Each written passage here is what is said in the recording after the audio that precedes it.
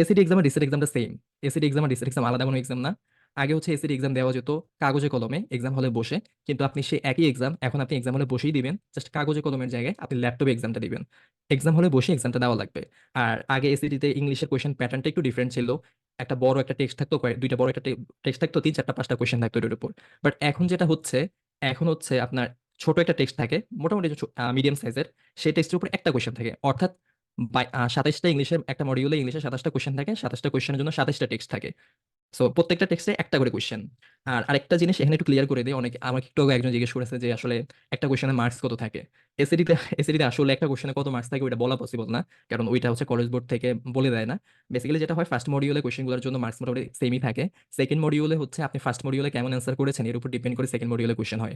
তো সেকেন্ড মডিউলে কোয়েশ্চেনগুলোর জন্য মার্কস একটু ভ্যারি করে। আপনার হয়তো সেকেন্ড মডিউলে তো এসিটিতে আসলে প্রত্যেকটা কোয়েশ্চেনে এভাবে আলাদাভাবে মার্কস বলা যায় না। কোনো একটা কোয়েশ্চেনে হয়তো দেখা যাচ্ছে 10 মার্কস, আর একটা কোয়েশ্চেনে 20 মার্কস। যে কোয়েশ্চেনটা আপনি একটু সহজ কোয়েশ্চেন, ওই কোয়েশ্চেন আপনি ভুল করলে আপনার মার্কস বেশি কাটবে। যেটা একটু কঠিন কোয়েশ্চেন, ওইটা আপনি ভুল করলে মার্কস কম কাটবে বা নাও কাটতে পারে যদি ওই কোয়েশ্চেনটা খুবই কঠিন হয়। তো এটা সবার জন্য সেম। আপনি ধরে নিতে পারেন যে এটা খুবই একটা ফেয়ার কম্পিটিশন, সবার জন্য সেম। আপনার জন্য যে চেঞ্জ হবে ওরকম তো এখানে